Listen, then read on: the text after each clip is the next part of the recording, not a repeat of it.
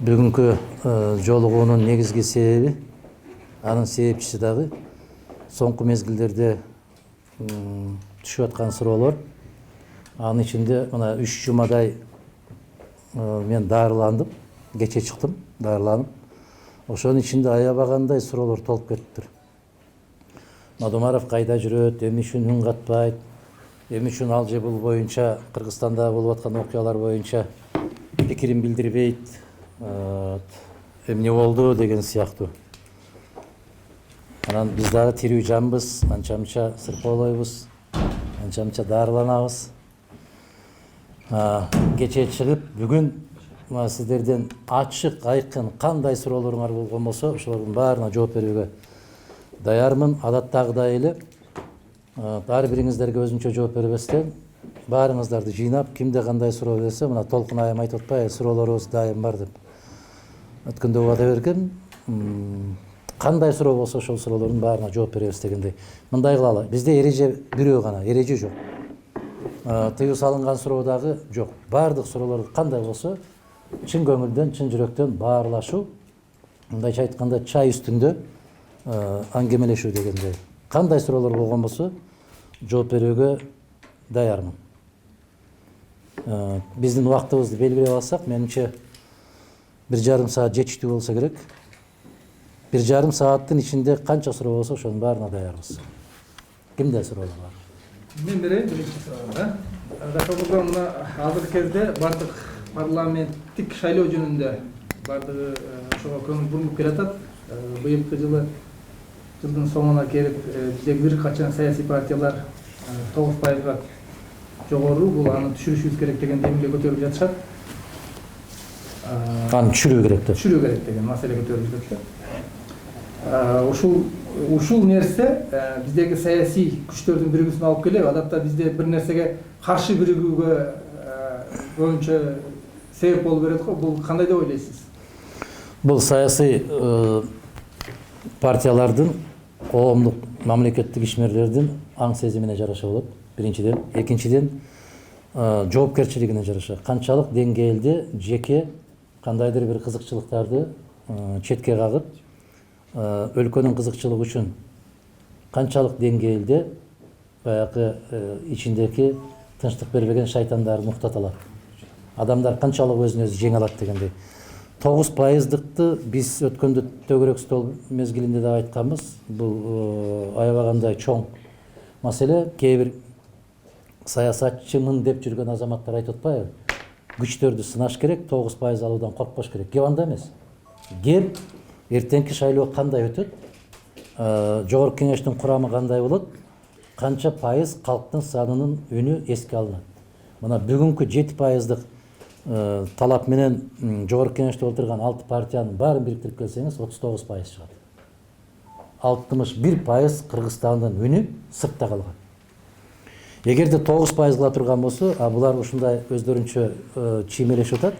3 эле партияны өткөрөбүз, калгандарын өткөрбөйбүз дегенде. Менимче, бул өлкөнүн тагдыры менен ойноо.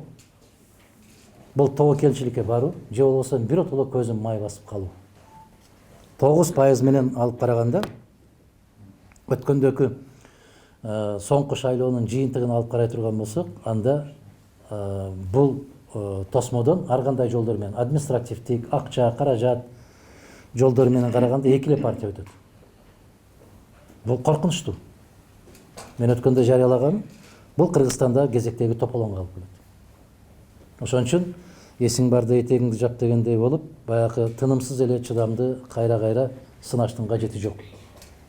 Токтонуш керек дагы. Элдин канчалык көп катмары ушундай бир эске алынган болсо, элдин ар бир катмарынын өкүлдөрү жогорку кеңешке кирген болсо, көчөдө, аянттарда, шаарларда ошончолук тынчтык болот деген сөз. Парламентти, жогорку кеңешти бекеринен ойлоп тапкан эмес. Ошол ар кандай көз караштардын, ой пикирлердин кагылышы ошол жогорку кеңеште болсун деген аракет менен. Эгерде президент, анын иниси, анан жанындагы тыйындуулардын гана партиялар өтөт деген болсо, анда булар чоң тополоңго алып келет. Кудай сактасын. Биз талап коюп атабыз, 5%-га түшүрүү керек деп, кээ бир партиялар 3%-га чейин түшүрүшүбүз керек дейт. Бирок бүт баардык тарабын карап таразага салып бизде стабилдүүлүктү кармап калуунун жолун издешибиз керек. Кийинки жылдагы 2020-жылдагы ушул октябрь-сентябрь айларындагы боло турган шайлоого жеткирбей эле бул бийлик ушул жаңы жылдын ар жак бер жагында бир кандайдыр бир саясий себептер менен парламентти таратып, анан жанагы суук учурунда, кыш учурунда, ошол февраль айында шайлоону өткөрөт деген божомолдор эл арасында айтылып атат да, ошол канчалык деңгээлде негиздүү? Эми бул сөздөрдүн чыгышына себепчи биринчи кезекте бийликтин өзү. Себеп бийликке болгон ишеним жок десе да, бул баягы жылкы мүнөз эртең кандай болуп турат, эртең менен турганда көңүлү кандай болот деген сөз да. Арамдык ойлор бул бийликти дайым коштоп келет. Мүмкүн башка партиялар даярдык көргөнчө уламдан улам жанагы чабармандар бардык райондорду кыдырышып атпайбы азыр? Мен өткөндөгү жыйында айтпадым беле, Өзгөн районунда кирбеген мектеби калышкан жок, чуркай беришип. Себеп ал жерден чыга турган азаматка каршы жасалып аткан аракеттер. Бүгүнкү күндө ошол тизмелерин тизип, могул аймактан ким барат, бир районду 4кө бөлүшүп, 4 аймакка бири-бириден кишилерди киргизишип, аларды уламдан улам чаптырышып, акимдердин алардын аркасынан чуркатышып, ушул аракеттерди жасап атканына караганда, сиздин коюп аткан сурооңуз жашоого толук укуктуу. Андай жолго барбайт деп мен кепилдик бере албайм. Себеп булар туруксуз. Эртең туруп, ушундай бир эч ким даярды көрө элек мезгилде ушундай куулук менен жыйынды өткөрүп жиберели, шайлоону өткөрүп жиберели, суукта элдин нааразычылыгы көчөгө чыга электе деген аракеттерге барышы толук мүмкүн. Мен ойлогомун, быйыл ноябрда өткөрүп жиберишет деп. Бирок сурамжылоолордун натыйжасында булар чочуп кетишти. Президенттин кадыр баркы өтө төмөн, бийликтин кадыр баркы жок десе, жогорку кеңештин кадыр баркы жөнүндө сөз кылуунун өзү күлкү. Мына ушул жагдайларды эске алгандан кийин мүмкүн сырттан келген кеңешчилер айтса керек, эсиңерге келгиле, шермендеңер чыгат, токтоткула дагы, эптеп кышты чыгарып, анан бираз кадыр баркыңарды түздүп алып, мына 2 жылдан бери 2 ооз сөз айтпаган өлкө башчысы уламдан улам ар жерлерге жыйналып жүрүшү, бул дагы ошол сиз айтып аткан суроолордун туулушуна себепчи болот. Жана Үмүт 2020 деген кыймылдын башында турган Ширин Айтматованы жанагы депутат болуп турганда неге мындай иликтөөлөрдү жасабады экен, депутат болуп турганда мынчалык эл кайрылбады экен деген сөздөр менен айтып атышат. Баягы азыр эл арасында Кыргызстанда мындай эл ээрчиген же болбосо эл көп сүйлөгөн, мындай басымдуу, мындай орусча айтканда нормальный оппозиция жок да. Ошондуктан ошол Ширин Айтматованы баягы искусственный, жасалма оппозиция кылып даярдашкан сыяктуу сөздөр айтылып атат да. Сиз ушул боюнча оюңуз кандай? Жөн Ширин айымдын айтып аткан сөздөрү, көтөрүп аткан маселелери туура. Бирок жалгыздаrak токой болбойт дегенде, эгер парламентте жалгыз өзү айтып аткан болсо деле басылып кетип барса керек, үнү кулбай калат. Себеп 120 депутаттын ичинде 2-3 кишинин мындай бир болгондо дагы саясий тажрыйбасы жок, салмагы жок, жаңы келген азаматтар болгон болсо, алар канчалык туура айтпасын, үнү көп чыга бербейт. Анын үчүн саясий салмак керек. Ушул жааттан алып караганда жасалма оппозиция түзүп атат. Ал бул дегенде менимче Ширин айымдан башка кишилер тарабынан түзүлүп атат. Ушундай жасалма баягындай куурчак оппозиция түзөбүз деген аракеттери болуп атат. Бирок аны түзүш үчүн дагы сабаттуулук керек да. Ага саясий дагы, турмуштук дагы бүгүнкү күндө өлкө башчысынын дагы, өкмөттүн дагы эч кандай тажрыйбалары жок. Булар саясий күрөш жүргүзүп көргөн кишилер эмес. Саясатта күрөшүп көргөн кишилер эмес булар. Булар кокусунан өздөрү айткандай жети уктаса түшүнө кирбегендер, келип калып чочулап бүгүнкү күнгө чейин билишпейт. Кайда келип калышты, эмне үчүн келип калышты, эмне кылыш керек. Колуна бир оюнчук берип койсо, ал оюнчук менен ойношту билбеген балдардай болуп отурушат да, ары ыргытып берип атат. Мен ушундай эле көрөм аларды, башкача айта албайм. Мүмкүн каттуураак айтылгандыр, бирок чындыгы ушундай. Убактылуу өкмөттү башкарган Роза Отунбаева өткөндө жана шаар кайрылыктардын баары толуп алды, биз алардын деңгээлине түшпөйбүз деген пикирин айтпадыбы? Анан бул пикирди сиз кандай кабыл алдыңыз? Негизи эле ошентип айтканга акысы бар беле? Бул суроолор аябай менин ошо жеке баракчама дагы толуп кетиптир. Отунбаеванын соңку кездеги кылыктары. Эми Отунбаеванын ким экенин 2010-жылы мен айткам. Бул самозванка, өзүн өзү көтөрүп алган бир саясатчы десең дагы тилим барбайт деп айткам. Соңку кездеги жасаган аракеттери нукура жүзүн көрсөттү. Биздин элибиз ушундай экен да, көпкө чейин чыдап жүрө берет экен, айтсаң укпайт экен, көңүл бурбайт экен. Сөзсүз түрдө кечекиндей болуп, баарын жылаңаштап көчөгө чыгарып алгандан кийин кокуйдап калган үчүн. А кишинин ким экенин биз аябай жакшы билебиз. А киши кимдин аркасынан ушундай болуп жасалып атканын да билебиз. Ушунча мезгилден бери биздин мамлекетибизге пайдасына караганда зыяны көбүрөөк тийдиби, же зыянына караганда пайдасы көбүрөөкпү, аны да билебиз. Ошондуктан бул коомго аябагандай каттуу сок курду. Болгондо дагы улуттук намыска каттуу сок курду. Аял кишиге. Биздин элибизде керемет касиеттүү сөздөрүбүз бар. Кызга 40 үйдөн тыйбы деген сөз бар. Анан 40 үйдөн тыйбы болуп атса, бүтүндөй ич көйнөктөрүн музейге илип алып көчөгө чыгышты, муну жапайычылык деп коет. Муну аябагандай каттуу сабатсыздык деп коет. Мүмкүн бул киши Лондонго барып алып ушул ишин жасап көрсө болмок. Лондонго барып ушул ишти жасаган болсо, анан ошол өзү сыйынып жүргөн демократтар кандай жасаганын көрсөтүп коет эле. Мына Францияда ушул иштерди жасап көрөбүз деп чыгышты. Не деген орду соккуга калышты. Украинада көрүп атасыздар, эмне деген ушул жылаңаштанабыз деген аял затын эмне деген күйлөргө салып атат, көрүп атасыз. А биздин элибиздин улуттук маданиятында, каада салтында бул деген жапайылык. Мен Роза Отунбаеванын бул ишин эле эмес, негизи бул кишинин саясаттагы жүргүзгөн иштеринин бүт баарына улуттук мамлекеттик кызыкчылыктарга каттуу сок куруп аткан инсан катарында баалайм. Жакшы эмес. Ушуну дагы көтөрүп, дагы да болсо ушул көрүнгөн жерге, көрүнгөн жыйындарга чакырып алып, аны төргө отургузуп коюп жүргүзүп аткан саясатчылар аман болсун дейм. Ушуну да коргоп чыгып аткан кээ бир саясатчылар болуп атат, алар да аман болсун. Эгерде көз карашыңар ошо Отунбаева менен бирге боло турган болсо, анда аман эле болгула. Анда менин элим, менин жерим деген түшүнүктөрдү сыртка чыгарып койгула.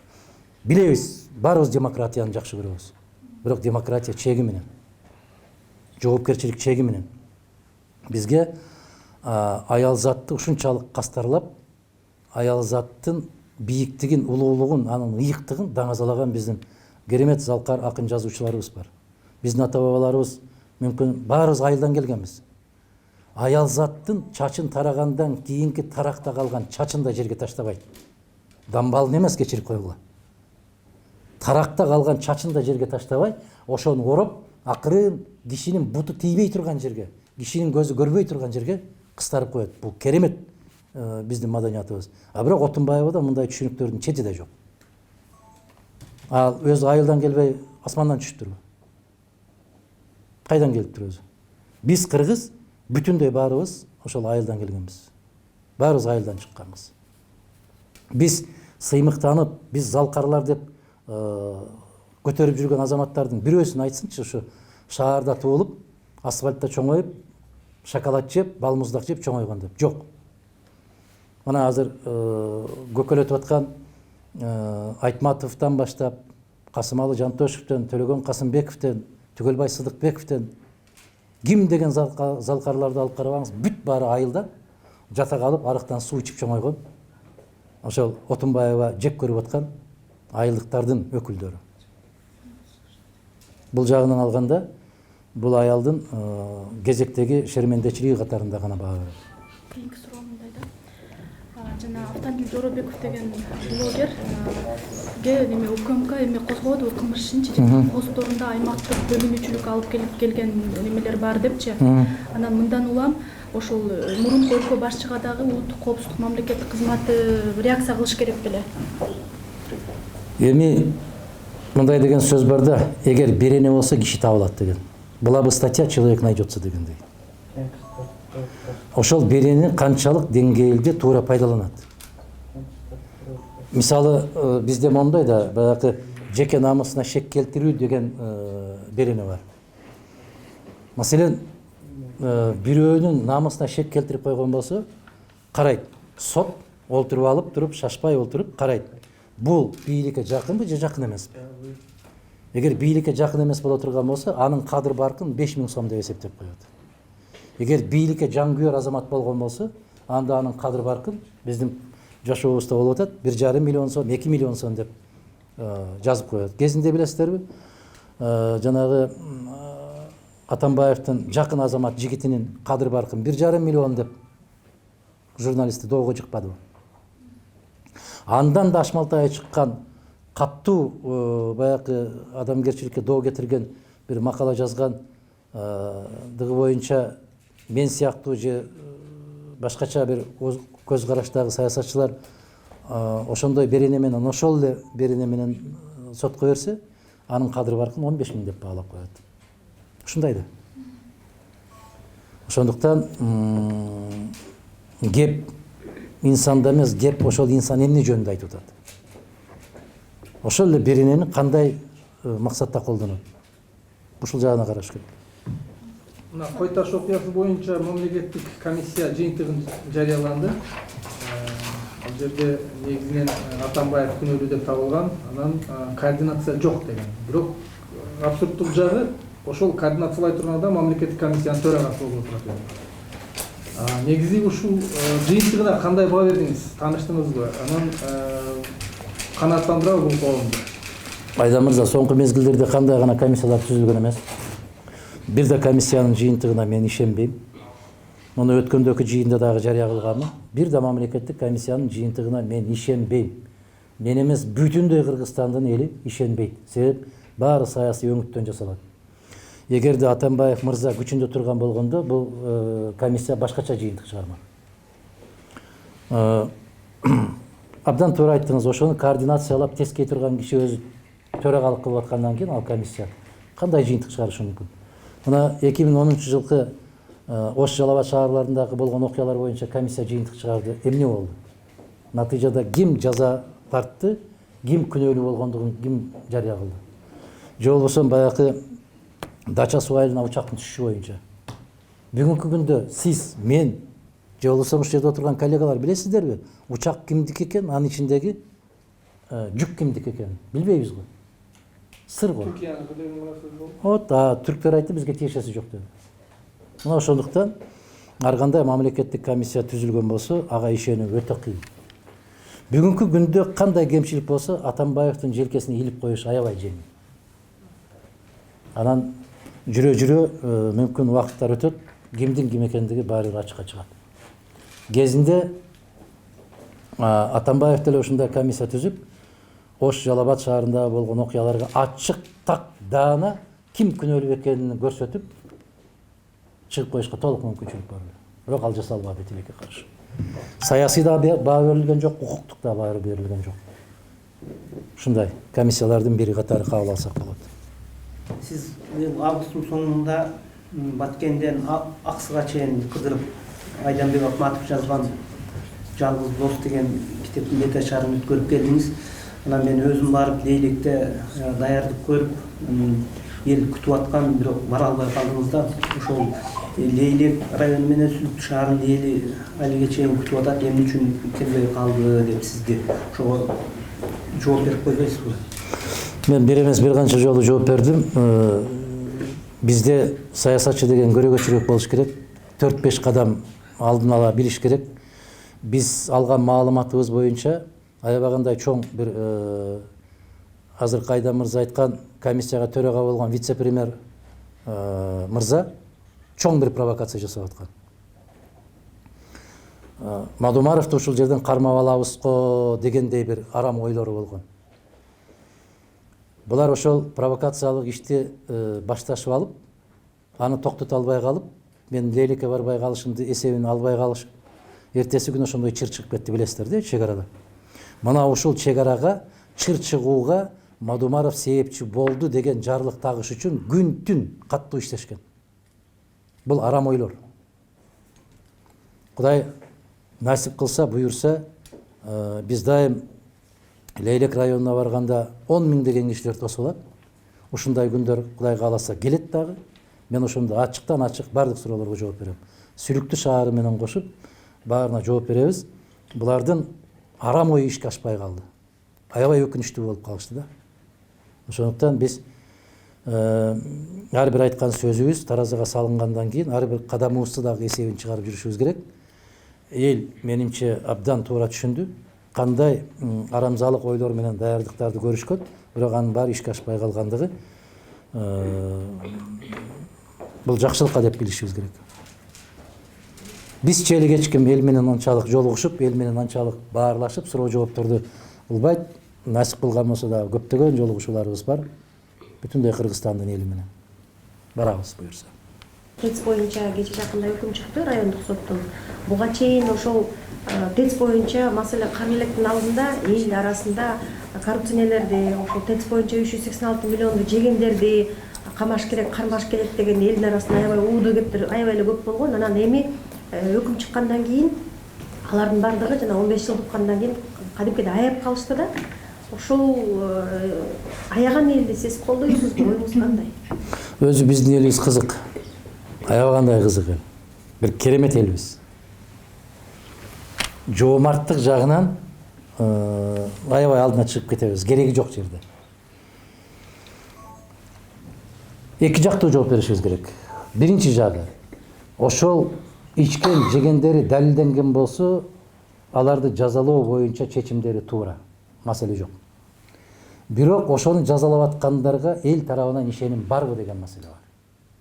Бүгүнкү бийлик ошол чечимди кабыл алса, бүгүнкү бийликке ишеним барбы деген.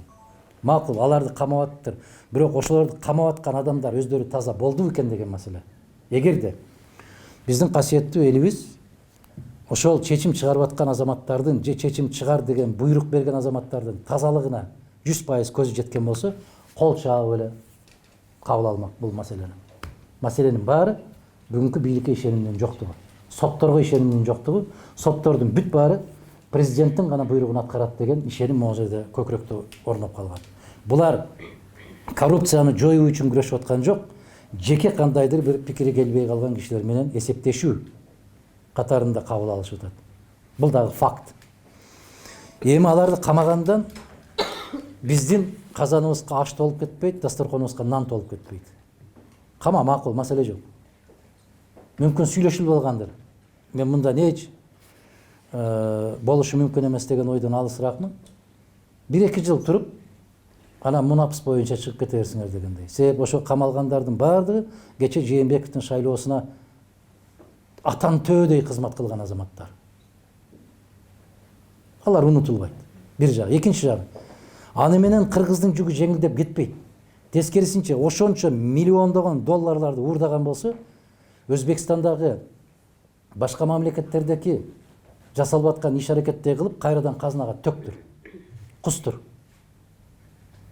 Алар жеп ичип кетип, бир 7-8 жыл жашап, кайра чыгып алып, потолокко чий түкүрүп жашай береби, же алардын жеген ичкенин кайрадан сиздин, менин балдарым, неберелерим төлөйбү. Алардын түрмөгө жатканынан мага ачык да эмес, таттуу да эмес. Мага алардын жеген акчасын ким төлөйт? Ушул маселе маанилүүрөөк. Эгерде премьер-министрлер, берки ишкананын жетекчилери ошончо миллиондогон акчаларды жеген болсо төктүр. Кайда кетти? Жеп аларды сиңире элек. Анча акчаны жей албайт. Өмүрү өтүп кеткенче дагы бала чакасына дагы аларды жеп сиңире албайт. Алар бир жерде турат. Же чет өлкөлүк бир банктардын эсебинде турат. Ошолорду таптыр дагы. Мына Малайзиянын премьер-министри жасагандай кылып туруп, бир жумада 50 миллиард, 52 миллиард долларды төктүрүп койбоду. Мирзиёев бүгүнкү күнгө чейин төктүрүп атпайбы? Анда төктүр сен дагы. Аларды түрмөгө жаткырып, аларды күн-түн кайтарып, аларга тамак аш берип, жок. Кустур. Кустур. Ошондо биз кол чабабыз. Барекелде дейбиз. Анан камап койгон болсо эле кол чаап туура кылды. Камап койгондон кийин ар айылдагы кишилер чыгат. Адилетсиз болду, тигиндей болду, мындай болду. Жок, ошо ишенимдин жоктугу бар. Башта Союздун мезгилинде ар бир түрмөгө салган кишини бекерден бекер салды деген түшүнүк болчу эмес. А бүгүнкү күндө ар бир камалып аткан кишини өч алып аткан турбайбы деген сезим пайда болуп калды. Тилекке каршы ушундай. Буга бийликке болгон ишенимдин жоктугу, соттордун көз карандысыздыгынын жоктугу. Бүгүн ошолорду соттогон соттор эртең күн башкача айланып кеткен болсо, ошолорду актап берген дагы ушул соттор болот. Баленин баары мына ушул соттордун сотторго берип аткан буйрук. Биз бүтүн Кыргызстан партиясы дайыма айтабыз, соттордун көз карандысыздыгын камсыз кылабыз. Кантип? Бизде ачык даана жазылган. Сотторго баягы президенттин шопуру же болбосо эшигин ачып жаап турган жардамчылар эмес, президенттин өзү да телефон чала албаш керек. Телефон чалса сот заматта сиздерди чакырып маалымат жыйынын бериш керек. Мага ушундай деп басым көрсөтүп атат. Менин жеген наным таза болушу керек. Мен мындай жолго бара албайм. Президенттин буйругун аткарбайм мен. Деген ыймандуу, инсаптуу азаматтар болуш керек. Аларда дагы намыс калбай калды да. Өзү негизи дээрлик кыргыз бийлигинде намыстуу инсандар калбай калды. Оозуна келгенди сүйлөп коюшат. Эл маскара кылып күлө берет. Өздөрүнүн бети да чыңырап койбойт. Мына бүгүн бир жигит жөнүндө жазыптыр. Ушунун бетинен кышка автодөңгөлөк жасаш керек экен депчи. Ошондо жана төө ашуунун музунда да тайгаланбайт экен, бети күчтүү экен деген. Ошондой күлкү болуп атпайбы жетекчилер? Кадыр барк дегенден түшүнүп калбай калды. Адакы мурда жанагы соттор боюнча президент дагы айтып атат, ыймандуу болуш керек, анан жеке жооп бериш керек деген. Бирок биз соттордун көз карандылыгын реалдуу бир механизмдерди ошону алмай туруп, анын соттордун көз карандысыздыгы үчүн сөз кылуубуз бекер да. Сотторду ушул Конституциянын 95-статьясында бар. Дисциплинардык комиссия деген бар. Соттордун кынтыксыз жүрүш турушу дегени бар. Соттор кеңеши деген бар. Мына ушул ырчактар аркылуу сотторду башкарып отурат да. Эми Айдан мырза айтканыңыз туура. Мен айттым, жана биздин партияда толук так жазылган, аны айтып беришке көп убакыт керек да.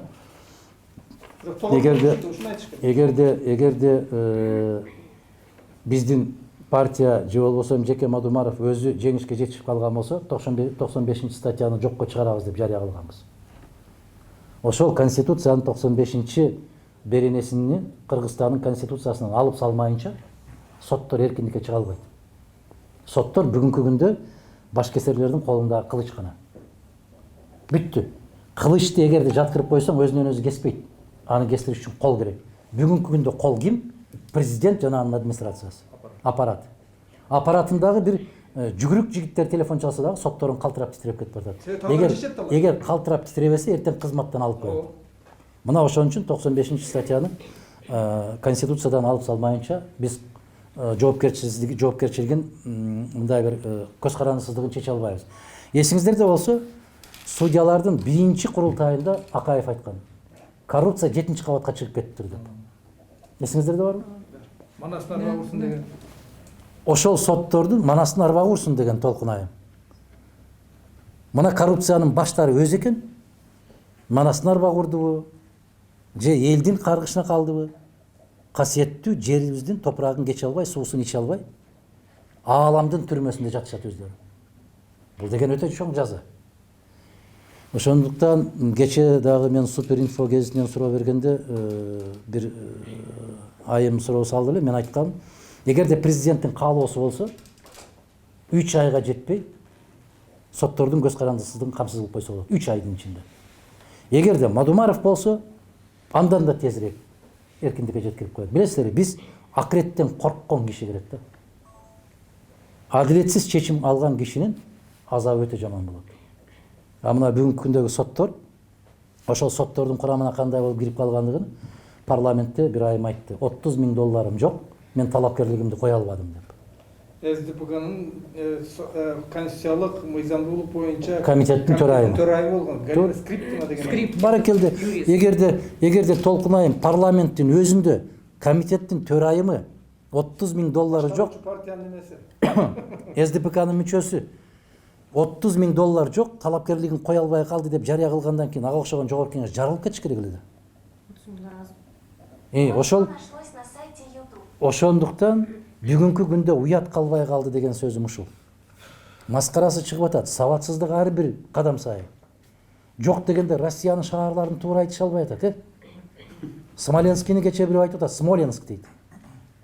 Мына. Бул не деген сөз? Баянанын алдында жакшы эле айтып турган да. Эми аман эле болушсун. Ушу сабатсыздык, аябагандай каттуу сабатсыздык десем, четинен эле таарынышат, тултуюп таарынса ары карай кетсин. Менин маселем жок андан. Бирок ошол баягы эл аралык маселелер менен жолугушуп калганда уят болосуң бер жактан турупчу, жүрөгүң калчылдап турат азыр бирдемени былгытат депчи. Жок дегенде фамилияларын туура айтыша албайт. Кече Юрий Михайлович Лужков каза болду. Анын фамилиясын кандай айтты уктуңарбы? Ок, Кудай сакта, айланайын. Новосибирск шаарындагы деп баштап атат. Уят маселе бул. Өтө чоң уят. Мына келген суроолордун көбүндө төраганын сүйлөгөнүнө кандай карайсыз? Сиз эски төрагасыз, пикириңизди билдирбейсиз деп толуп кеттир, кайнап кеттир. Ага кандай баа бересиз деп. Мен айттым, биринчиден аны төрага кылып шайлаган жогорку кеңеш берсин баасын. Аны депутат кылып шайлаган эл берсин баасын. Мен баа бергенимде туура эмес болуп калат. Мен сабаттуу болуш керек деген сайын жаман көрүшүп атпайбы? Тескерисинче төрага болобу, президент болобу, биринчи кезекте тил керек экен го. Байкадыңар го. Таза, сабаттуу, так этип жооп бере турган, пикирин билдире турган тил керек. Тил акылда болсо чыгат да. Демек, кишилер окубаса, башка болбосо, шаарлардын аталыштарын, башка мамлекеттердин аталыштарын, же өзлөрүнүн эле кесиптештери болгон башка улуттун өкүлдөрүнүн фамилияларын атаганда, жүрөгүң бер жактан калчылдап, астагфиралла деп туруп каласың го, Кудай сактасын. Уят кылат деп турасың да. Безилдеп калдым чындыгында. Бая тентек балдарымды тойго кошуп койгондо безилдеп корккондой. Ушундай коркосуң. Сен балдарыңды бир жерге алып барып уят кылып койбосо экен деп коркуп отурасың да. Ушундай болуп калды. Тилекке каршы жагдайыбыз ушундай. 2009-жылы кол коюлган протокол боюнча бир сотко чейинки иликтөө иштери башталды деп ошол вице-премьер-министр Разаков бир маалымат берген Марал радиосуна. Ушул боюнча сурак бердиңизби, чакырдыбы, эмне болду? Кандай сиздин бааңыз? Эми бул Разаковдун түшүнө кирген окуя. Бүгүнкү күндө өкмөт ошол бийлик жалган маалыматтын очогу болуп калды. Кандайдыр бир курч маселе келатканда элдин көңүлүн башка жака буруу максатында бир сөздү чыгарып коюшат дагы, анан биздин коллегаларыбыз, анан жанагы бакма кесиптештер дуулдап элдин пикирин ошол жака буруп кетет да. Муну Толкун айым кандай дейт? Отвлечение внимания на ложный объект. Ушундай миллиондун бомбасы жарылардын алдын чыккан неме маневр жасалган. Бул соңку учурда коррупциялык схемалардын беттери ачылып атканда, элдин нааразычылыгы аябай күчөп аткан мезгилде Разаковдун акылынын жеткен жери ушуну лап этип айта койду. Анан дуулдап эл башка жака бурулуп, биз кызык болуп калдык да. Жана апендинин бир жоруктары бар эле илгери. Балдардын көңүлүн башка жака бурам деп, балдар келгиле. Тиги тоонун ар жагында бекер жаңгак берип атат десе, элдин баары балдар чуркап кетсе, чын эле окшойт деп аркасынан өзү чуркап кеткенде, өздөрү чыгарып алган маалыматка кээде өздөрү да ишенип кетип баратат да. Аман болсун, пейилине жараша болсун, ниетинен тапсын. Башка планетада жашаган эле адам же болбосо бир жандык эле билбесе, ал анда Кыргызстандагы саясий абал боюнча Адахан Бадымаров, Садыр Жапаров деген гана фамилиялар айтылып атат да ушул учурдачы. Анан Садыр Жапаров жөнүндө сиздин оюңуз жөнөкөй, карапайым жөнөкөй жаран, ушул эки инсан бириксе, эки инсан Кыргызстанды ушундай бир туңгуюктан алып чыкса деген ойлорду, сөздөрдү жазып атышат. Мен аны көп угуп атам. Сиз угуп атасызбы, айтасызбы билбейм. Ошол Садыр Жапаров боюнча сиздин оюңуз, андан кийин деген кийинки эки саясий инсандын жетелешип кетиши, Кыргызстан үчүн бир кандайдыр бир жумуштарды жасашы жөнүндө ойлоруңуз барбы? Мен ал жигит боюнча пикиримди аябай көп жолу билдиргем. Кайра кайталап отуруунун кажети жок. Жалгыз эле Жапаров эмес, дайым ушул жерде жыйналганда, жолукканда айтам. биздин көз караштарга пикирлеш болгон, тилектеш болгон ким болсо ошол болсун, биз жетелешип кеткенге даярбыз. Ушундай. Ким болсо ошол болсун. Биздин пикирибизди, биздин көз карашыбызды бөлүшөбү, туура көрөбү ушуну. Ошол жол туура деп эсептесе, биз кол кармашып кетебиз. Бирок биздин саясий эсептешүүбүз жок. Сен мага муну жасап бердиң, мен сага аны жасап берем дегендей. Андай эсептешүү жок. Бизде бир гана эсеп болуш керек. Ушул көптөн кыйналган биздин элибиздин келечегин бир жакшыртуу.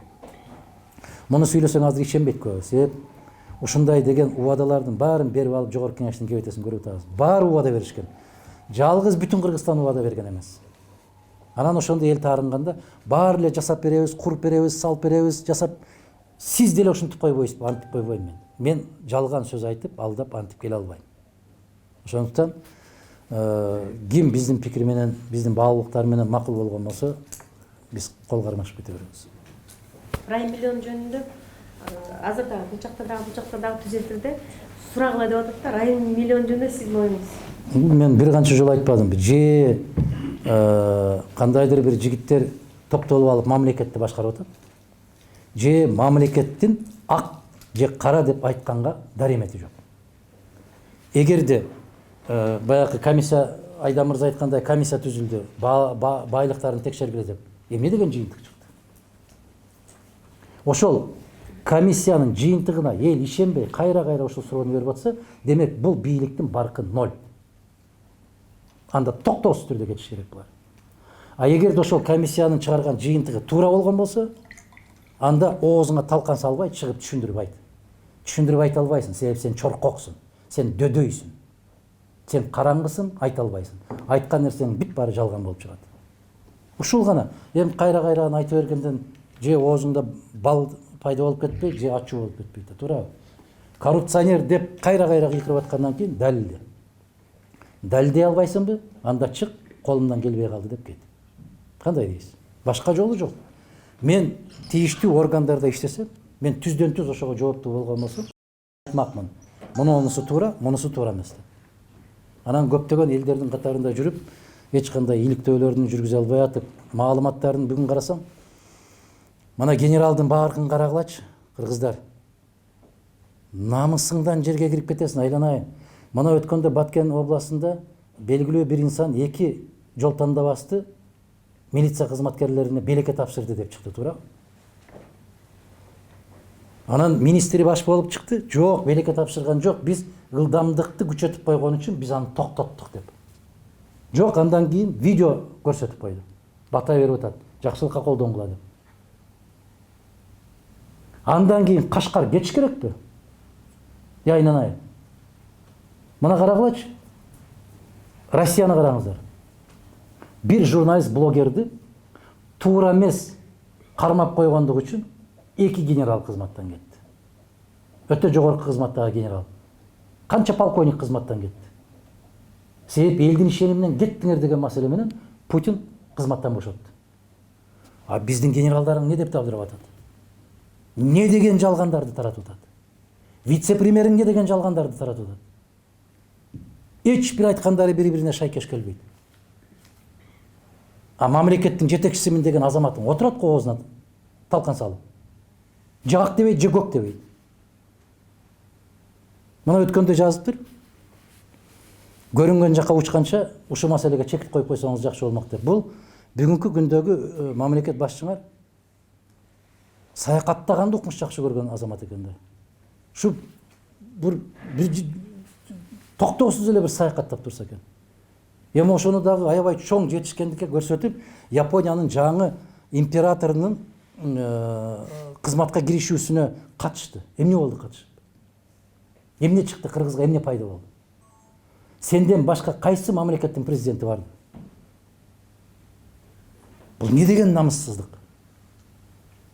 Анан ал жака борт менен учпай, самолет менен учуп кетти. Айнанайын, ал жака учуп бара турган самолетун босуп учасыңбы? Ушул самолетту 2007 жылы, 2006 жылы Россия Федерациясынын президенти Курманбек Бакиевке белек кылып берген эле. Азыркы учуп аткан самолет. Ошол Бакеевдин жасаган кабинетинде, Бакеевдин жасаган столунда отурасың. Андан бери 10 жыл өттү. 10 жылдын ичинде же бир учак ала албасаң, же бир стол жасай албасаң, эмне кылып отурасың мына отурумдукчулар? Революция жасаган жоокерлер. Тырмакчанын ичиндеги. Ал жака бардың, бир чай ичтиң, япон чайынан берип койду. Менимче ошол жердеги элчи айтты да, ошол жерге келип бериңиз. Же бул жердеги отурган тышкы бөлүмүнүн жетекчиси айтты. Ошол жака эптеп бир чакыруу кагазын алып бер. Башка кыла турган иши болбосо, көрсөтө турган иши болбосо, эптеп баягы бир журналисттердин кызыкчылыгын пайда кылыш үчүн эмертең Аравияга учуп атат дейт. Эмне кыласың барып, айтчы? Эмне пайда табасың келип? Анан биз мындай бир жоопкерчиликтүү карашыбыз керек да. Жалпы элдер учкан самолет менен учуп кетти. Туура да, себеп сенин самолетуңду Европанын үстүнөн учурбайт. Учуп бара да албайт ал самолет. Андан коңгуроо кагып кикирбагыла, мактанбагыла. Ошондуктан мына Казактын президенти Кыргызстанга келет экен, келди кетти, эмне болду? Эмне келишимге кол койдуң да, эмне пайда таптың? Башка мамлекеттердин жетекчилери караңыздар. Өзбекстандыкы Казакстанга, Казакстандык Өзбекстанга, Тажикстандыкы Казакстанга, Казакстандыкы Тажикстанга келгенде не деген келишимдерге кол коюлуп атат? А биздикилер жөнүнө чай ичкени барып келип атпайбы? Өзү бир оомат кетерде ушундай болуп калат экен. Эсиңиздерде болсо 2005 жылы кышында Акаев жөнүндө ушундай сөз кеткенде, мага десе Арктикага барып пингвиндер менен учурашып келсин эми деп. Учурашпаган жери калбады, саякатка барбаган жери калбады дегенде, эми ошо пингвиндер калды дегендей. Ошол сыяктуу мына эл дагы, жогорку кеңеш дагы элдин акчасы менен учуп аткандан кийин сураш керек, эмнеге баратасың? Эмне пайда табабыз биз кыргыздар? Эмне келишимге кол коесуң? Ким чакырды? Деген сыяктуу суроолорго жооп бериш керек. Анан самолет менен учуп атат деп эле кол чаба бербей. Кененирээк жооп берип койдум окшойт. Жаңы жылдан кийин милиция кызматкерлеринин маянасы көтөрүлөт деп атат. Буга чейин октябрда пенсия менен мугалимдердин маянасы көтөрүлдү. Мына биздин экономика ушундай маянаны көтөргөндү көтөрө алабы? Экономика өнүгүп атабы? Биринчиден Эмил мырза, экономика жөнүндө сөз жок. Мына Өзбекстандан 100 миллион алабыз дебедиби? Аны кайда жумшайсың? Кайсы долбоор менен алып атасың? Эмне максатта алып атасың? Сырттан келген карыздарды, айлыкты көтөрүп, өзүңдүн саясий маселеңди чечип алып, аны очойгон биздин желкебиздеги карыз кылып калтырганыңдын кажети жок. Мен көптөгөн мугалимдерден угуп атам, айлыгыбызды көтөрбөй эле койсун, эски ойдон калтырсын, бирок уннун баасын кайтарып койсун деп. Бүгүнкү күндө айлыкты көтөргөнү канча болду? Канча сом кошулду? Эң көп кошулганда канча кошулду? Билесиңерби, журналист катарында? Ал так ашылбайт жанагы эме. 15 тажрыйбасына жараша дегендей. 15-16га жетти деп айтып атышпайбы? Мисалы 7.000 алгандар 10.000 алып калыптыр, 13.000 алгандар 16.000. Ошол 3.000 айырмачылык түзөт. Эми ошону эсептегиле.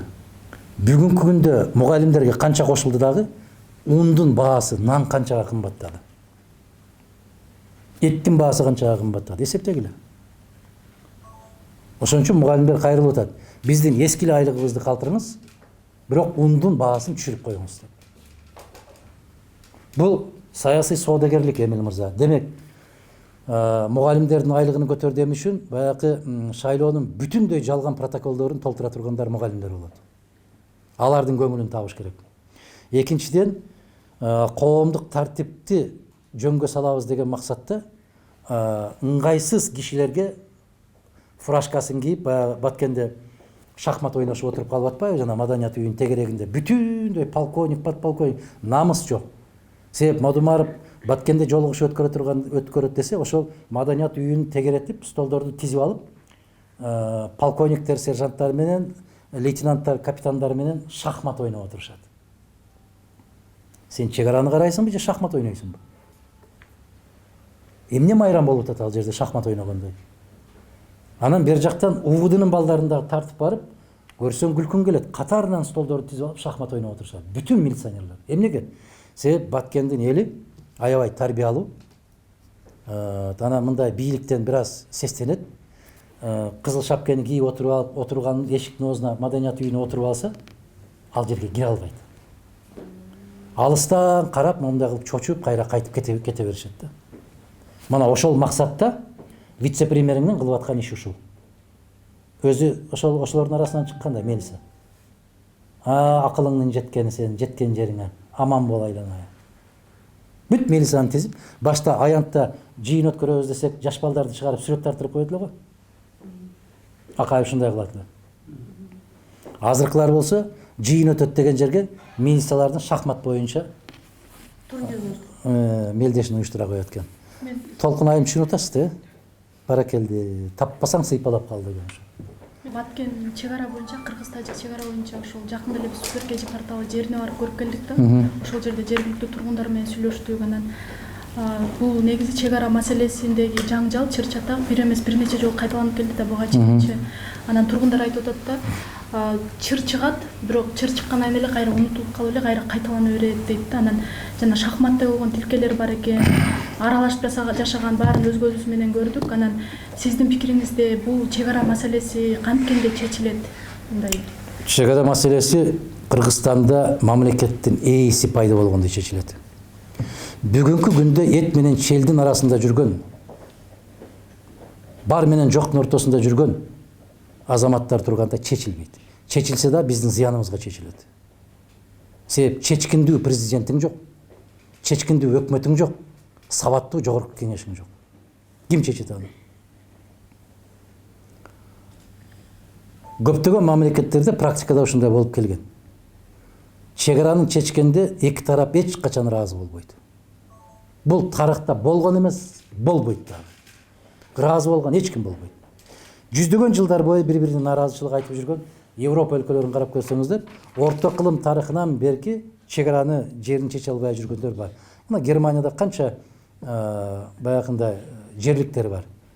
Земство деп коет. Ошолор деле ушул мезгилге чейин айтат да, башта баягы Бавариянын жери бүгүнкү күндө башка бир земствого өтүп кетти. Башта биздин чек арабыз бул жерден өтчү эле дегендей нааразычылыктар болуп келген, боло берет. Биздин Казак, Өзбекстан менен Тажикстан менен чек арабызды чечкиндүү түрдө чечиш керек. Биринчиден, элдин ишенимине ээ болгон бийлик пайда болуш керек. Ошол бийлик чечимди кандай кабыл алса, туура деп кабыл алган эл болуш керек. Экинчиден, баягы шахмат деп айтканыңыз сиздин туура. Жолдун берки бети Кыргызстан, жолдун аркы бети. Жолдун ээндиги 5 метр, 6 метр. Аны кантип чечет? Чек араны ошол жолдун ортосунан алып өтөбү? Же үйлөрдү сүрдүрүп бузабы? Кандай болушубуз керек? Эл ишенимине ээ болгон бийлик келгенде Кудай кааласа чечилет. Анан биздин жетекчиликтерди бүгүнкү күндө биздин кошуналар ачык айтышыбыз керек, эч эсепке алышпайт. Себеп кадыр барк жок. Анын чечүүнүн жолу бирөө, келишим жолу. Чечкиндүү түрдө келишим жолу. Бүттү, башка эч кандай жолу жок. Же болбосо баягы союз тарап атканда келишимге кол коюлган, бүгүнкү күндөгү административдик аймактардын чегинде бөлүнөбүз деген чечимге кол коюлган. Ошол чечимди каккан казыктай кылып кармашыбыз керек дагы, ошол боюнча тилкелерди ажыратып алышыбыз керек. Бирок аны жасаш үчүн сабаттуу инсандар керек да. Эрктүү инсандар керек. Эки сөздүн башын бириктире алган, анан кошуна мамлекеттер аны таанып, сыйлай турган азаматтар керек. Тилекке каршы түшүндө көрбөгөндөр келип калып, мына Акаевтан бери ушундай болуп келатат. Мен даярданган эмесмин дейт. Мен оюм жок эле келип калыш. Бүт ошондойлордун кесепетин биз көрүп атабыз. Айтып берсеңиз, бизде оппозиция барбы? Же калдыбы? Бүгүнкү күндө ушул суроону көп берет. Оппозиция абдан күчтүү оппозиция бар. Бүгүнкү күндө оппозиция элдин өзү.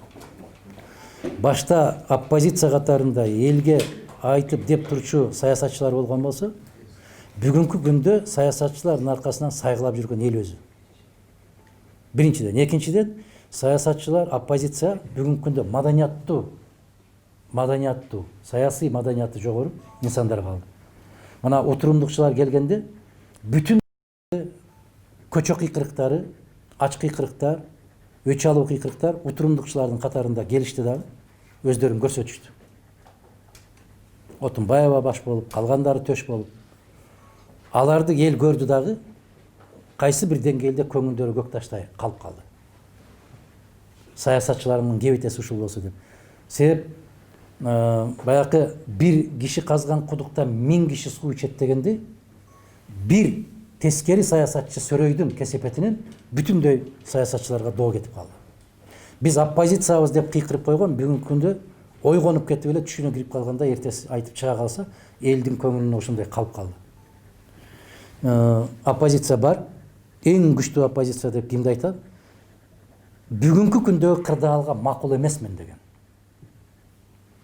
Бул элдик кыймылга айланып кетти. Аябагандай күчтүү кыймыл болуп кетти. Мына ушул мен макул эмесмин деген кыймыл Кыргызстандагы эң күчтүү оппозиция. Укугум бар деген кыймыл пайда болду. Ошол укугум бар деген кыймылдын аябай каттуу басымынын аркасында кечээ кабыл алышты. Баягы чет өлкөдө жашап аткан кыргыз жарандары электрондук каттоодон өтүүгө уруксат деп. Аябагандай чоң бир иш жасап бергенде эмес. Бул конституциялык укук ар бир кыргыз жаранын. Ошону гана калыбына келтирип коюшту. Бул баягы укугум бар деген кыймылдын аябай каттуу күчөп бараткандыгынын себеби.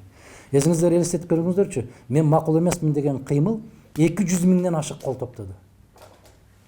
Бишкекте дарактарды кыюуга каршы кол топтогондо бир жылга жакын ичинде 4000 кол топтолсо, мен макул эмесмин деген кыймылы 200 миң кол топтоду.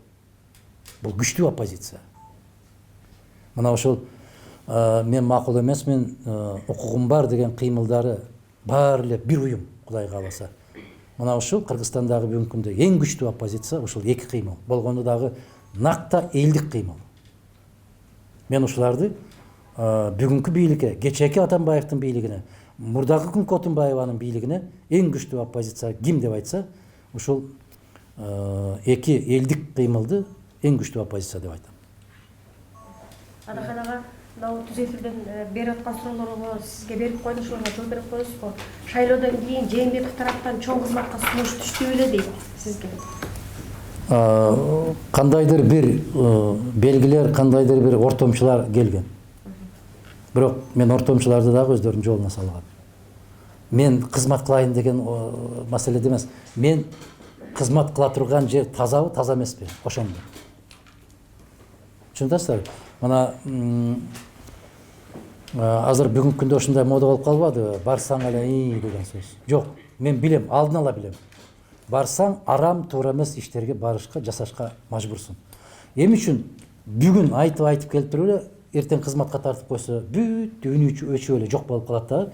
Кызматтан кеткен күнүн эртеси кайрадан мен силерге келип кошулдум деп ортодон пайда болуп калат. Жок, андай болбойт.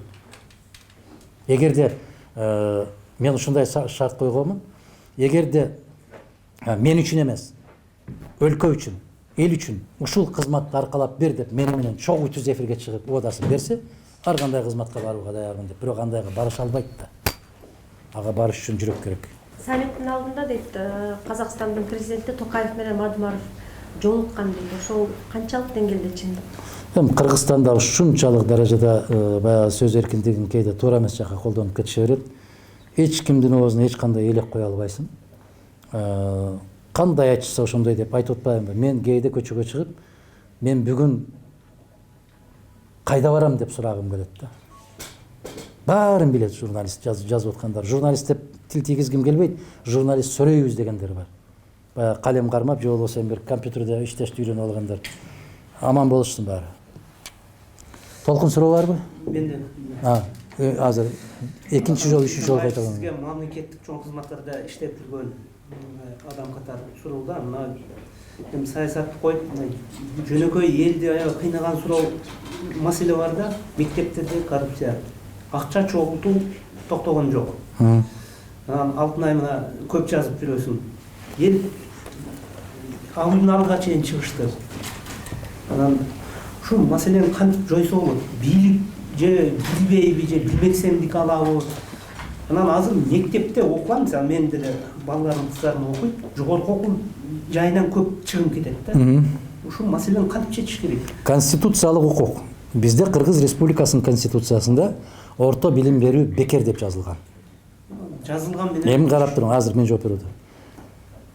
Жазылдыбы, ошол укугуң бар. Ошол укугуңду пайдалангың келеби? Ге ушунда.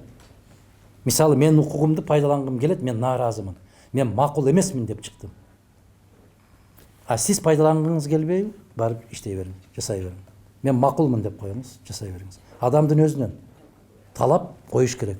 Эгерде ошол бир класстын эле ата энеси бири-биринен жакшы көрүнөбүз деп шыйпаңдабаса, баары бир тил болуп турса, эч ким жооп акча жыйнай албайт. Тилекке каршы мен бербей коем, мен макул эмесмин деп. А сиз барып менин балама жакшылап карап кой деп акырын чөнтөгүнө салып коесуз да. Коррупцияны ошол ата энелер өздөрү жасап атат да. Бербей койсо бирөө зордойбу. Мына бир мисал келтирейин. Бизде бир тааныш жигитибиз бар да. Анан болду, бүттү, койдум, бүгүндөн баштап таштадым дейт. Ичпейм дейт. Анан бир 2 жумада өткөндөн кийин эле кылтыйып кайра баягындай келип калат. Булар койбой койду да. Кой десем болбой койду. Сени кармап колуңду бурап алып, оозуңа куйду бу. Өзүң ар жактан өзүңнүн напсың жол берип атпайбы? Эгерде сен өзүң акча бергиң келип атса, бере бер.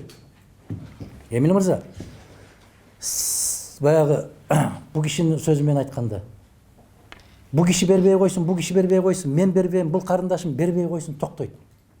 Бирок мен бербей койсом, үчөөң чуркап барып атпайсың, мадымар ушундай жаман. Анан менин балам ошол жерде мугалимдердин дагы бүгүнкү күндө маданияты өтө төмөн. Менден эмес, баламдан өч алат. Мен ошону айтайын деп атам да. Эгерде аягым жаман ошол бизде мамлекеттин жоктугунун белгиси ушул. Эгерде ушундай коңгуроо келдиби, билим берүү министрлиги ошол жерге заматта жетип барып, ошону тыйып, бүтүндөй республикага жар салып, сабак кылып көрсөтүп койсо, ушул токтомок. Бирок министрлериңдин баары чала сабаттарда. Өзүңөр көрдүңөр го. 2 ката кетирсе эч нерсе болбойт деген министрлер иштеди. Мектепте бир күн иштебеген кыздар келип иштеди, министр болуш. Университеттерде жалаң моомдай менен иштеп келгендер келип министр болушат. Алар билет ал жактан, академиктер болуп калышкан. Анан билишет, 2 күн чуулдайт, 3-чү күн токтойт дейт. Тилекке каршы бир мектеп каршы чыккан болсо, 2-чи мектепти барып чайга чакырып тукуруп коюп атпайбы аларга каршы. Мен ушундай бир ата энелерди түшүнбөйм. Топтоса эмне экен? Балдарыбыз үчүн топтоп атат. Себеп өткөндө бирөө сүйлөп атат. Эгер биз топтобосок, мектептин полу жуулбай калат. Терезеси ачылбай калат. Дааратканадагы кагаздар болбой калат. Ата энеңдин милдети эмес. Мектептин полун жууганга акча топтош, дааратканасын тазалаш ата эненин милдети эмес ал. Ушуну түшүнбөй атпайбызбы тилекке каршы садакалар? Айткан кишинин тескерисинче жаман көрүп атпайбы? Эгерде бүтүн Кыргызстандагы мугалимдердин баары, ата энелердин бүтүндөй баардыгы бир күндө чыгып, биз балдарыбызга акча төлөбөйбүз деп чыксын, токтойт. Келерки парламенттик шайлоодо Өмүрбек Токтогулович менен бирге барышат дегендер арасында сөз болуп жатат. Ушул туурабы? Эгерде бирге барсаңыздар, жеңишке сөз жетесиздер деп бирөө жазды. Мен үчүн көптөгөн чечимдерди кабыл алышат. Абдан көп чечимдерди кабыл алышат. Мен өзүм окуп алып кээде таң калам. Мен тиги менен жолугуптур, муну менен жолугуптур, ал бул деп. Мен жолуккан кишилерди санап берем, айтып берем, ачык жолугам. Атамдын үйүнө барсам да артымдан ээрчип жүргөн азаматтар билишет го, ушулар калп деп айтып койсо болмок. Биз бүгүнкү күндө 5-6 чоң партиялар биригип, саясий партиялардын форумун өткөрөлү деп атабыз. Саясий партиялардын форуму. Мен өткөн жылы жайында сунуш кылдым эле, Кыргызстанды сактап калуу комитетин түзүшүбүз керек деп. Комитет спасения Кыргызстана. Мен таң калам. Бүгүнкү күндөгү бүтүндөй башаламандыктар элдин колдоосу менен болуп келди. Кандай дейсиз? Мисалы, Акаев кандай чечим кабыл алса, Бакиев кандай чечим кабыл алса, Отунбаева кандай чечим кабыл алса, Атамбаев кандай кабыл алса, абдан туура кабыл алып атасыз деп кол чаап жүрүп жайлады эл. Баягы атка минерлер, анан баягы саясат интеллигент сөйлөйлөр. Бүгүн деле ошолор отурат да. Кече Айтматов жана Манас жана Айтматов борборун түздү. Эмне кереги бар айткылачы? Айланайын, академиктер. Эмне кереги бар? Ошол академияны түзүп, ага эчен миллион акча бөлдү. Эгерде президенттин түшүнбөсө, китеп окубаган бир киши болсо, сен түшүндүрүп айтпайсыңбы? Бүтүндөй Айтматовду кыргыз адабиятына каршы койбоңуз. Кыргыз адабияты деген жанакы Манасты биринчи айтып баштаган кишилерден башталат. Кыргыз адабияты ошонун келатат. Кыргыз адабияты Айтматов эмес. Айтматов кыргыз адабиятынын бир бөлүгү деген маселени неге айтпайсыңар, баатырлар, академиктер отурасыңар ошол жерде? Бу бүгүнкү жетекчилер го китеп окубайт, билбейт экен алар. Силер айтып койбойсуңар ошону. Тескерисинче кол чаап отурат. Анда бизде улуттук академиядагы Манас таануу борбор эмне жумуш кылат? Топчуек Тургуналиевдин Манаска кандай тиешеси бар? Сөзсүз Мадумаров айтышы керек ушуну. Кандай тиешеси бар анын? Экинчиден, мына ошол кийин айтышып атат, ошол Манас таануу борборунда бир Манасы жок экен деп. Эмне болгон маселе бул? Экинчиден, Улуттук илимдер академиясында кыргыз адабияты институту бар. Ал эмне жумуш кылат? Түгөлбай Сыдыкбековдун чыгармалары кайда кетет? Төлөгөн Касымбековдун чыгармалары кайда кетет? Касымалы Жантөшев кайда кетет? Алыкулдар кайда кетет? Байдылдалар кайда кетет? Эмне деген маселе? Токтогул, Барпы, Молдоголуш, Молдоняздар кайда кетет? Бул түркөйлөр бүгүнкү күндө бир кишини бүтүндөй кыргыз адабиятына каршы коюп, өзүнчө бир борбор. Андай болбойт. Эгерде ушунчалык акчаң көбөйүп аткан болсо, ошол жерге ачып кой дагы, акчаңды кошумча бер ошол жерге. Чыкпай жаткан китептерин чыгарсын ошол жерде. Анан бүгүн дагы сиздин менин укугумду коргоочу бир кызмат түзөт экен. Түзүлүптүр. Айнанайын. Жапайычылык, мына ушунун баары элибиздин кайдыгерлигинен, интеллигент сөрөйлөрдүн колдоосу менен, кол чабуусу менен болуп келаткан алешемдиктер. Акаевди дагы башкаларын да ушинтип аттык. Мына мен кече көрүп калдым. Бүтүн баягы жагармандар отурат дагы, туура кылдыңыз, улуу иш кылдыңыз. Эмнеси улуу иш? Манасты көкөлөтүшүбүз керек Улуттук илимдер академиясынын ичинде. Айтматовдун чыгармаларын аябай каттуу жарыялашыбыз керек. Улуттук илимдер академиясында кыргыз тил адабият институту. Ал жерде иштегендер эмне жумуш кылат? Мындай бир алешемдиктердин чеги болуш керек да. Башаламандыктардын бир чеги болушу керек да, айланайындар. Кандай дейсиңер? Мен билбейм, түшүнбөйм. Азыр да айтып койдум, бир канча кишиге душман көрүндүм, бирок чындык ушунда. Эмне кыласың өзүнчө борбор ачып, эмне кыласың өзүнчө имарат издеп? Улуттук илимдер академиясы эмне жумуш кылат, айткылачы? Эмне иш кылат алар? Менимче бул баягы акылга сыйбаган бир алешемдик иштер аябай каттуу болуп кетип баратат. Дагы бир жолу кайрылам. Кыргыз академиктери, кыргыз илимпоздору кайрылгыла, токтоткула деп. Момундай ашыкча акча болуп аткан болсо, ушул институтка берели. Ашыкча акча болуп аткан болсо, Айтматовдун чыгармаларын кино кылып тарталы. Элибиз окубай калды, окубай калгандан кийин демек чыгармаларын кино кылып элге жеткирели. Айтматовду аябай популярдуу кылган кино тармагы болгон. Төлөмүш Акеев, Болот Шамшиев. Ошо кинолор аркылуу бүтүндөй дүйнөгө тарады. Анан отуруп алып 32 кишиден түзгөн академия ачышып, борбор ачышып, ага очойгон акча беришип, имарат беришип. Ысырапкерчиликтин дагы туу чокусу. Болгондо дагы айтып атпаймынбы? Бир кишини бүтүндөй адабиятка каршы коюштун кажети жок. Эмилбек байкенин суроосун өзүңүз айтып атпайсызбы?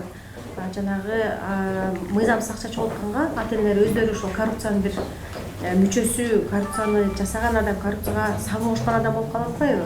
Бул бир. Экинчиден, ушул Акаевдин убагынан бери кайсы ажо келсе дагы ошол ажого ляппай деп иштеп бере турган бир чоң армияны түзүлүп калды да, бир армия түзүп алдык биз ошону тилекке каршы. Эми ошол президент болуп, же болбосо спикер болуппу, Мадумаров келеби, же Садыр Жапаров келеби, кимиси келсе дагы ошол элдин аң сезин биз кантип өзгөртүшүбүз керек. Себеби дегенде өзүңүз айтып атасыз, атка минелер деп атасыз, жанагы интеллигенция деп атасыз.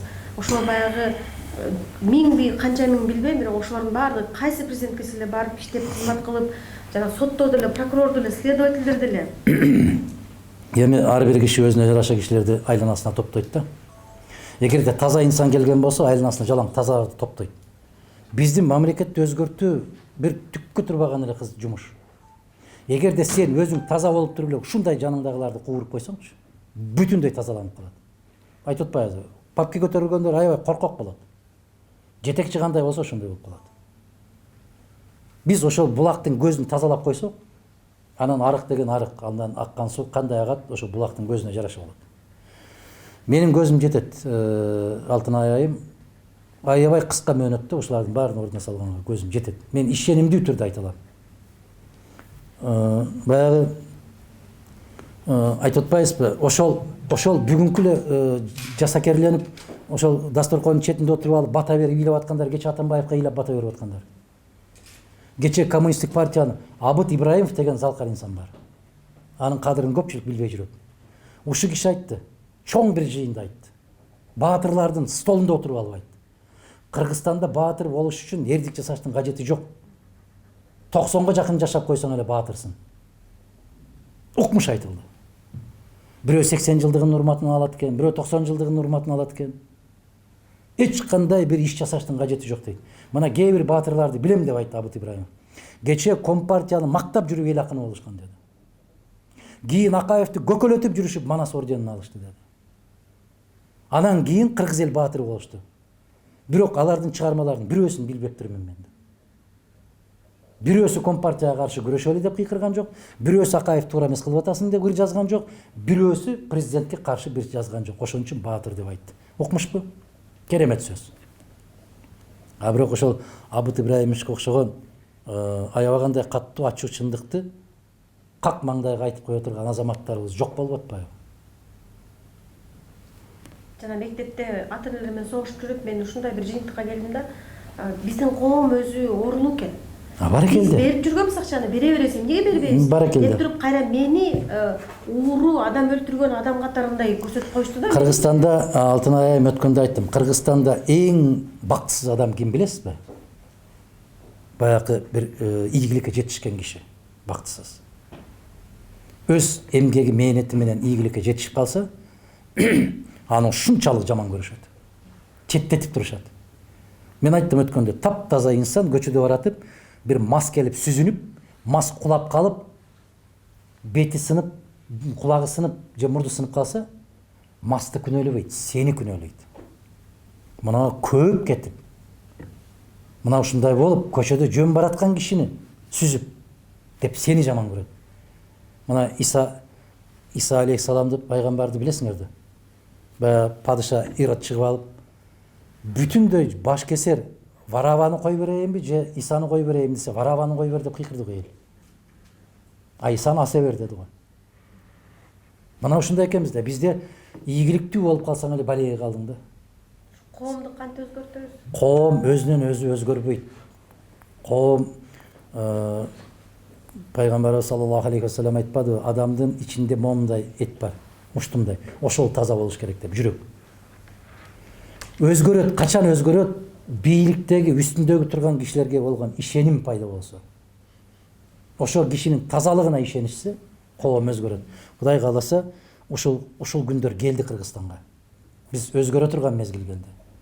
Мен ишенип турам. Кудай ошол ишенимдин үстүнөн чыгарган болсун, насип кылсын. Мына ушул жыл айрыкча аябагандай каттуу оодарылыш. Революция сыртта болгон жок, биздин элибиздин ички жан дүйнөсүндө болду. Кудай кааласа ушу ички жан дүйнөдө. Мына сыртта жүргөн жигиттерибиз, кыздарыбыздын чуркап жүрүп, метродон, станциядан чуркап, ысыкта, суукта жүрүп, кол топтоп баштагандыгы бул элибиздин ойгонгону. Бүгүнкү күндө бир жерге чай берип атса, аксакалдар барып, кимден келди, кандай болду деп ошол жерге чай ичпей басып кетип бараткандыгы биздин касиетибиздин кайра келип аткандыгы Кудай кааласа. Буюрса биз ушул туура жолго түшүп баратабыз. Кадамдарыбыз башталып келатат. Айрыкча жаштардын арасында баягындай нааразычылыктар өтө көп, анан арамдыктарга барбаш боюнча чоң кыймылдар жүрүп атат. Биздин куудулдарыбыз керемет өзгөртүүлөрдү киргизишип атат. Ушулардын баарын эске алганда өткөндө бир белгилүү кыргыз ырчысы менен жаш жигит менен сүйлөшүп калсам айтат: "Адахан агай" дейт, Биз экинчи саясатка жолобойбуз. Бизди колдонуп сыртка качып кете турган дөш агалардын акчасына ырдабайбыз деген чечим кабыл алдык дейт. Барекелде, колуңду бер дедим. Азамат. Бирок өткөндө алганыңардан 2 эсе көбөйтүп берсе кайра чуркап кетпейсиңер десек, жок, биз ушундай чечим кабыл алдык дейт. Азамат. Демек буюрса, 2 жолу чоң төңкөрүш болду. Эми 3-үчүсү Кыргыз элиндеки, Кыргызстандын жарандарынын ички жан дүйнөсүндөгү, акылындагы өзгөрүш болот, төңкөрүш болот деген ишенимим бар. Буюрса ошондой болот. Рахмат. Ошол ишеним бизди алдына сүйрөп атат, Кудай кааласа. Сиз чет жакта мигранттар менен көп жолугуп жүрөсүз да. Мен жакында бир кызыктай бир маалымат уктум да. Эми Кудайга шүгүр чет жакта иштеп, бутуна туруп, бизнес жасап аткан биздин жигиттерибиз бар. Ошолордун бири айтыптыр да, биз Кыргызстанга да барып, ушу өзүбүздүн туулган жерибизди өнүктүрүп, кичи ишкана болсо да ачат элек, бирок 2 тоскоолдук бар деп айтыптыр да. Биринчиси, барып эле иш баштаганында жергиликтүү чиновниктер тоной баштайт. Экинчиси, каралар, криминалдар тонойт. Ошон үчүн барбайбыз деп. Мисал катары, маалымат каражаттарына жазылды, бир өзгөндөнбү Каракулжадан бир кыргыз жигит. Мьянмадан качкын болуп жүргөн рохинжалык мусулмандарга Африкада суу чыгарып берди да. Кыргыз жигит. Маалымат каражаттарына чыкты. Эмне үчүн ошол өзүнүн жерине ошондой кичине болсо да иш кылбайт деген суроо бар да. Сиз ушу менин айткан оюма макулсузбу? Сизге айтабы ушу мигранттар ушундай көйгөйлөрүн чет жакка чыгып? Айтмак турсун, ыйлап айтат. Мен макул эмес, мен сиздин пикириңизди 1000 эсе колдойм. Мен өткөндө эле ушул жерде мисал келтирип бердим. Мына Бишкекке келип бир жакшынакай тамак аш жасай турган жерди ачсак, биринчи кызылдары келди деди. Кызылдары кимдер десе, милициялар келди, прокурорлор келди. Экинчиси каралар келди деди. Милициялар ошолорго кабар берет экен, мына жерде жаңы жигиттер пайда болду, ушундай иш баштап атат. Бүгүнкү күндө каралар менен кызылдар тең бөлүшөт экен, табагы бир экен деп айтты. Андан кийин өрт өчүргүчтөр келди деди. Андан кийин санэпидемия станциясы келди деди. Андан кийин шаар суу каналы келди деди. Андан кийин архитектурасы келди деди. Мен ошол жерге $70,000 какча коротуп, 30,000 жетпеген акчаны кайра сууруп алдым дагы тойдум деп басып качып кеттим деди кайра. Ана Красноярскиден келген жигит, Красноярскиден жигиттер айтты. Биз ушунча каражатыбыз бар, барып ошол жерде иштейли деген үмүтүбүз бар деди. Бирок Кыргызстан иштетпейт экен деди. Мына бизде каралар жок дедиле, кече каралар жок дегенден кийин бизде мына жогору жакта Гагарин көчөсүндө көчөдө атышып атат. Анан милициянын берген маалыматын карабайсыздарбы? Жаш балдар уюшкан кылмышкерлерге кол салды деп берип атат. 24 кежиден ушундай эсеп чыкты.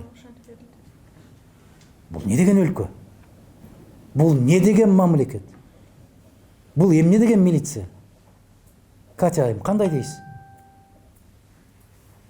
Молодые люди напали на членов ОПГ. Ойлон айым, Кудай сакта. Бул не деген окуя болду?